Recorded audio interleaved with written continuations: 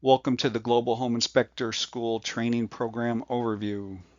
This is an informational video on how to train to become a home inspector in the state of Colorado. I am Matt Fletcher, that's me there on the left. That picture's 20 years old. That's back when my hair was still dark. I'm gray haired now, just so you know. And I was a former high school construction trades teacher turned home inspector, and I've been a home inspector for over 26 years now. And a couple of years ago, I started my own home inspector association and developed my own training courses. And this is my promotional pitch to try and get you to sign up for my program instead of somebody else's. So let's look at some of the benefits of being a home inspector. There's a low barrier to entry compared to many other trades. So unlike an electrician or an architect where you got to train for years to get your license or whatever it is, certification, you can become a home inspector in a relatively short period of time. It helps a lot if you have a construction background, though. Um, Training and certification varies by state, so you have to check into that yourself. As of the making of this video on May 28th, 2026, I believe Colorado doesn't have any regulations regarding home inspection. It's like Michigan, where I'm at. We don't have any laws regarding home inspection yet. And there's, I think, about 14 other states like that as well. Uh, there's a low cost to get started in the business. So if you already have a truck and some ladders, you're at least halfway there. There's not a lot of expensive equipment you need to get started. And our students complete the course in about 30 days, I would say. There's 30 some odd lessons, and if you do one a day, you can do it in a month. Earning potential. So as long as people are buying and selling homes, inspectors will have work, right? On average, people move about every 6.5 years. This is the kind of job that cannot be offshored and it cannot be replaced with AI. Flexible schedule. So this is one of the things that really drew me to doing home inspections full time. So I was a construction trades teacher at a high school. For whatever reason, the school district cut the program and laid us all off. And I told my wife, hey, I'm going to do home inspections full time, because she had a good job with benefits. So it worked out for me in that respect.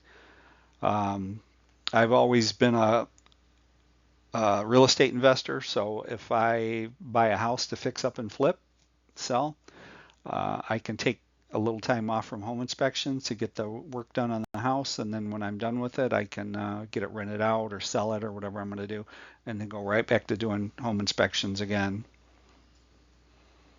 And I would typically do, and I would do inspections while I was flipping the house. It's not like you got to stop completely, but you got to slow down some for sure.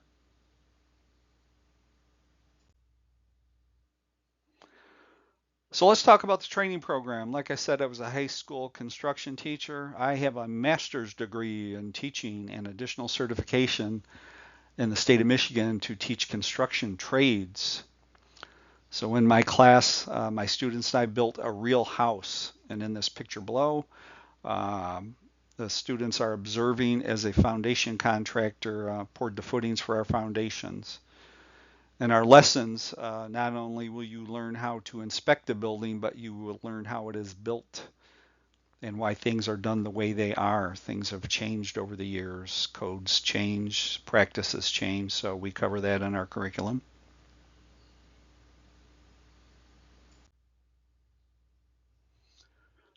So we didn't do everything ourselves when we built the house. So we had a foundation guy put the foundation in. This is a basement in case you live in a state where people don't have basements. I think Colorado has some basements. We lived there for a couple of years. My wife is from Colorado, and we had a house with a basement. But after the contractor poured the basement walls, we would get in there with a plumbing contractor, a licensed plumbing contractor, and the students would help the contractor do the plumbing. And we do the same thing with the electrical and HVAC. So we'd have a licensed guy on site and we would help. And then I would tell the students what was going on. We would help do the work, and the contractor would tell the students what it was like to get into that trade. That was just part of the curriculum. It's part of the learning experience. So I use a lot of these pictures of the houses we built to teach teach home inspectors about what they can't see behind the walls when doing a home inspection, so they have a fuller understanding of how a house is built. There's us framing a floor. Same thing. Show you so you know how this is done, understand how it's put together.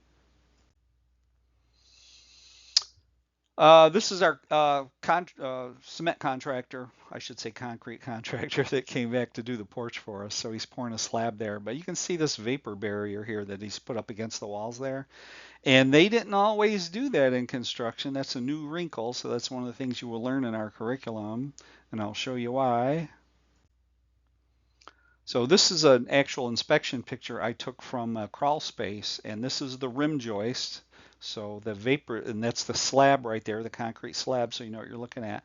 So there was no vapor barrier put in here, no water protection. So this is the rim joist, and it's completely rotted out, and you can see this, the concrete slab there. And then that's the subfloor of the first floor of the building. You can see how that's rotting out. So things changed, and now they put a moisture barrier here.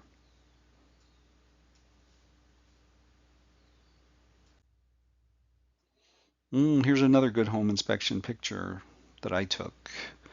So this is the crawl space access, and this is, you can't tell from the picture, but there's negative grade here. So this is like a funnel right here, and they have a downspout right here dumping water. And when it comes out of that downspout, it goes right in that funnel and goes right into the crawl space. And you do not want water in your crawl space. I'll show you why. So you can see the rotted wood laying on the ground. So they did a renovation project on this house, and they took out some of the flooring, probably because it was a damp, wet crawl space. You can tell from the watermarks and the moisture soaking up in the wood there in the foreground. You can see this is a damp crawl space, and there's no vapor barrier, no visqueen, no plastic on the ground. So what happens is the water soaks up in the wood starts to rot, that attracts wood-destroying insects, and they eat the house down. So you'll learn about things like that in our curriculum. So I'm not your only instructor. I recruited Dr. Joe Vaglica to help me out with this. Joe Vaglica is spelled Vaglica, Joe Vaglica, if you want to look him up. But Joe is a PE professional engineer, and he has a PhD in engineering.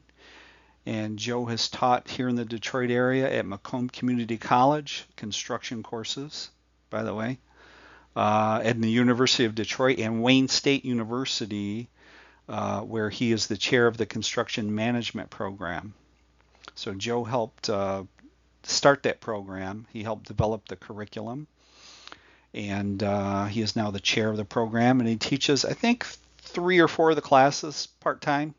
He's the chair, but he teaches there part-time because Joe isn't just a professor that only teaches. He owns Gateway Engineering in Shelby Township, and he's out in the field doing structural inspections and civil engineering projects. And in the picture, that is a subdivision that Joe designed and built. He did the lot layouts for the homes. He designed that road he's standing on and the sewer system underneath the road. So Joe and I together have, I think, like 53 years experience in the field, plus we're both fairly educated. If you can find somebody else that's got more education experience than Joe and I have that are selling an inspection program, I recommend you take that program. If they're better than we are, you should take that program. So not only will you learn to do home inspections in our program, you get commercial training as well on small and medium-sized commercial buildings. And by small and medium-sized, I mean up to probably about 10, 15,000 square feet, somewhere in that range, maybe even 30,000. I've got some more lessons I'm going to put up there on bigger buildings. So this is a restaurant that we inspected. So we cover different kinds of buildings like restaurants and warehouses and things like that. Flat roofs are an issue here in the Detroit area. So a lot of commercial buildings have flat roofs, and flat roofs tend to have issues. We also cover things like restrooms and parking lots. We have separate lessons on those items. And we don't charge extra for that, just so you know. Some programs they'll give you the home inspection for usually about $400 to $500. But then if you want to do commercial training, I know some charge 1,000, and some even charge $2,000 to $3,000 for the commercial training, and they justify that by saying, "Oh, you're going to make a lot more money doing commercial inspections, so we got to charge more for that." So that's why they do it that way. You get ours at no extra cost. There's one of those flat roofs I mentioned. So this was a restaurant, so you got the big exhaust vents on the roof. The HVAC system is on the roof instead of in the basement or in the garage or wherever, and like it normally is on a house. You can see the sinkholes in the roof there. They've had some rotting issues of the substrate underneath the roofing material. So we'll discuss things like that and what to look for. Parking lots is a separate lesson. So we'll learn about parking lots. These are called bollards right here, and they're there to protect that gas meter in this case, and they're used in other locations. Drainage is important in parking lots. The surface of the asphalt or concrete, whatever it is, we'll learn about that. The painting, striping, and directional arrows in a parking lot can be an issue.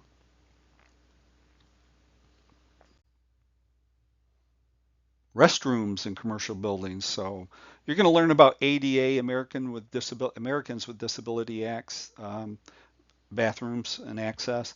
So there's turning radiuses for wheelchairs and grab bars over here, and the sink's got to be so high, and the drain pipe has to be insulated.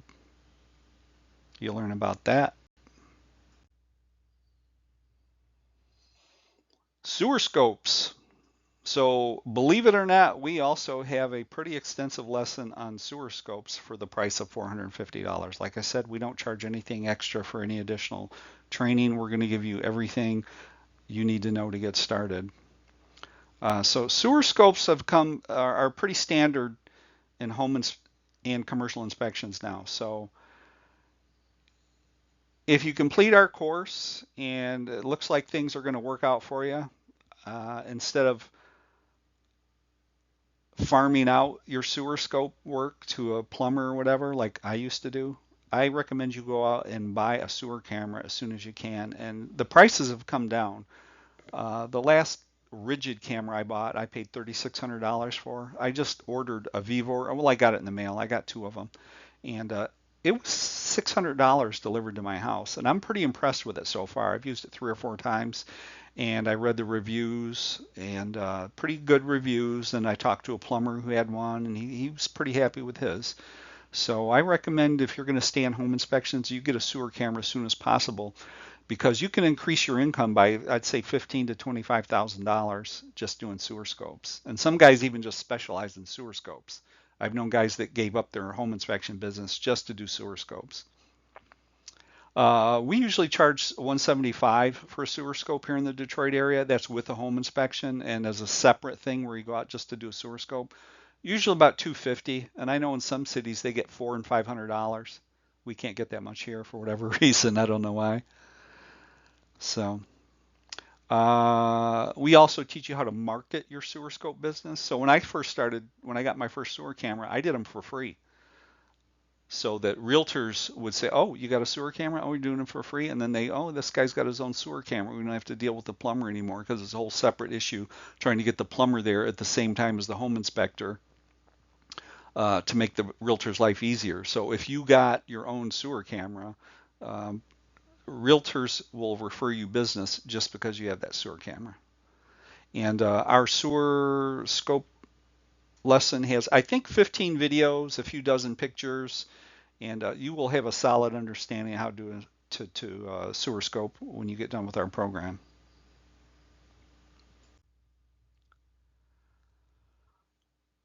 Let's look at our website for a minute. Here it is. So we are a licensed post-secondary school in the state of Michigan. This is our training website here. You may have already seen it if you've been researching a little bit. If you want to go ahead and enroll, you just click on the Enroll Now button, and we take credit cards and PayPal. Over here, student access. So once you get paid up, then you can go in here and there's a drop-down menu that says My Courses, and you go into My Courses, and I'll show you what that looks like. The first lesson is course introduction. So basically, it tells you what I'm telling you here, how the lessons are laid out and what to expect. All the lessons are in alphabetical order. You can do them in whatever order you want, but they're in alphabetical order.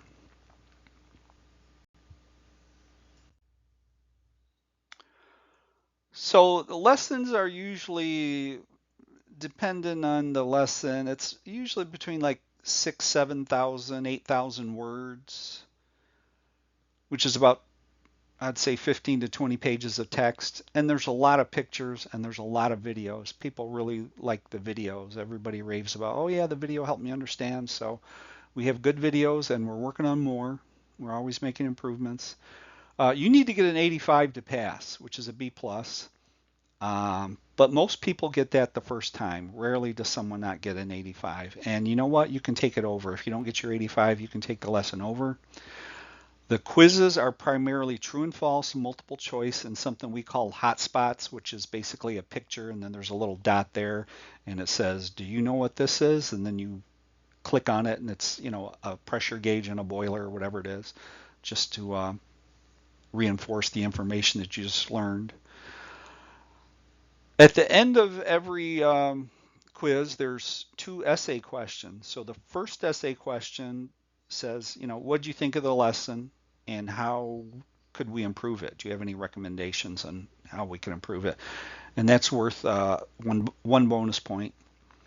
And then the second question is, okay, so this lesson was on commercial roofs, so we're going to tell you everything you need to know to inspect a commercial roof. And then that last essay question is going to say, okay, tell us how you would inspect a commercial roof. Tell us what you would be looking for.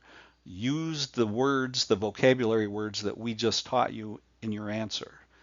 So that will help you develop skills to write an inspection report. A lot of inspectors struggle, I've noticed, in writing their inspection reports. So we enforce writing a lot in our lessons. So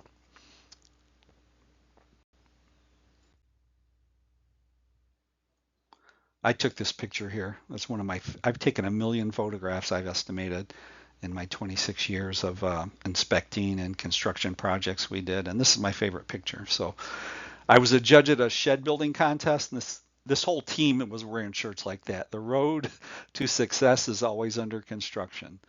So in other words, you got to keep up your skills, learn new things, and if you want to stay in the construction business or inspection industry, you're going to have to learn new things and get more education. I love that. I'm going to get a t-shirt made like that. So if you want to go to our website, globalinspectionschool.com,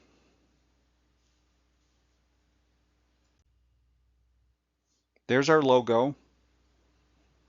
You can call that number right there if you have any questions, and we'll be glad to answer the questions for you.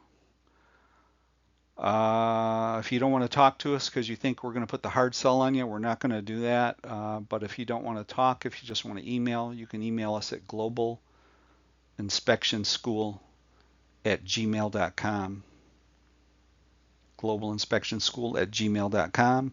I hope this video answered most or all of your questions, and we hope to hear from you and have you as a student. Thank you very much.